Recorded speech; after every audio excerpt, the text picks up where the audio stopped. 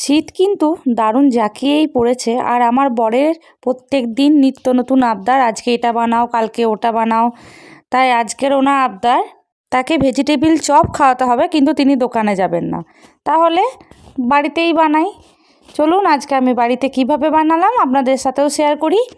এখানে আমি দুটো বিটকে এইভাবে গ্রেটারে করে গ্রেট করে নিয়েছি, আর এইভাবে গাজরগুলোকেও গ্রেট করে নিয়েছি। আপনারা চাইলে সরু সরু করে কিন্তু কুচোও করে নিতে পারেন। এরপর গ্যাসের মধ্যে কড়াই বসিয়ে দিয়েছি, আর তাতে দিয়ে দিচ্ছি ফোড়নের জন্য 5 ফোড়ন, দিয়ে দিচ্ছি 2 চামচের মতো আদা, 3টের মতো কাঁচা লঙ্কা কুচো করা, ধনে গুঁড়ো, জিরে গুঁড়ো, হলুদ দিয়ে ভালোভাবে মশলাটা একটু ভেজে নিতে হবে। তারপরে এরপর থেকে দিয়ে দেবো গ্রেট করে রাখা গাজর আর বিট, আর দিয়ে দিচ্ছি 1/2 চামচের মতো নুন, আর 1/2 চামচের মতো মিষ্টি, যাতে স্বাদটা ব্যালেন্স হয়। এরপর ঢাকা দিয়ে কিছুক্ষণ রেখে দেবো। গাজর আর বিটটা একটু নরম হয়ে আসলে এইভাবে খুন্তি দিয়ে একটু চেপে চেপে ঠেসে দিতে হবে। আর তারপর এখানে আমি একটা বড় সাইজের আলুকে হাতের মধ্যে ভালোভাবে ম্যাশ করে নিয়ে এর মধ্যে মিশিয়ে দিয়েছি। এভাবে সবগুলোকে একসাথে মিশিয়ে নিয়ে কিছুটা পরিমাণে ধনেপাতা দিয়ে দিচ্ছি, আর দিচ্ছি চীনা বাদাম। এটা আমার ভেজে রাখাই ছিল বাড়িতে, দিয়ে দিলাম। আপনারা যদি কাঁচা বাদাম দেন সেক্ষেত্রে একটু বাদামটা কিন্তু তেলে ভেজে নেবেন।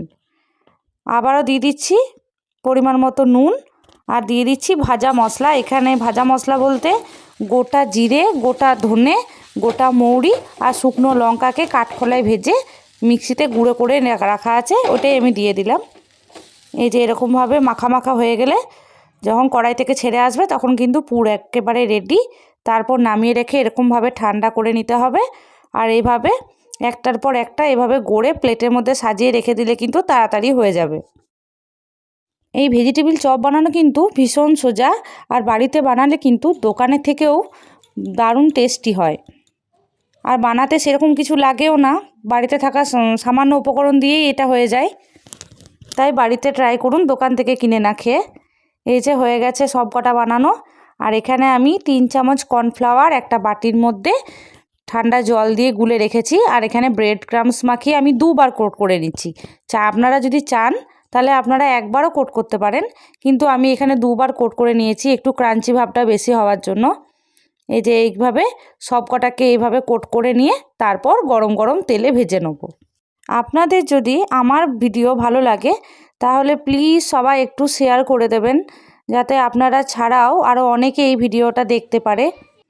এই যে সব কটা হয়ে গেছে, এরপর তেল গরম করে রেখেছি, একটা একটা করে আমি সব কটা চপকে কিন্তু ভেজে নেব। চপগুলো ভাজার সময় গ্যাসের ফ্লেম কিন্তু মিডিয়ামে রাখবেন, হাই হিটে রাখলে কিন্তু ওপরটা সহজেই খুঁড়ে গিয়ে ভিতরটা কাঁচা রয়ে যাবে। তাই মিডিয়াম আঁচে ধীরে সুস্থে ভাজুন, যাতে খেতেও ভালো হবে। এই যে ভাজা হয়ে গেছে, এরপর একটা একটা করে তুলে নেব। যদি আমার ভিডিও আপনারা ফেসবুক থেকে দেখে থাকেন তাহলে চ্যানেলটি প্লিজ ফলো করে পাশে থাকবেন, আর যদি ইউটিউব থেকে দেখে থাকেন তাহলে চ্যানেলটি সাবস্ক্রাইব করে দেবেন, আর ভালো লাগলে লাইক শেয়ার কমেন্ট করে নেবেন।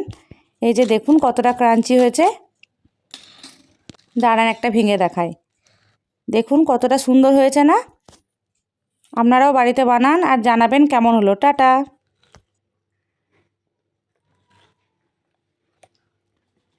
কেমন হয়েছে সোনা?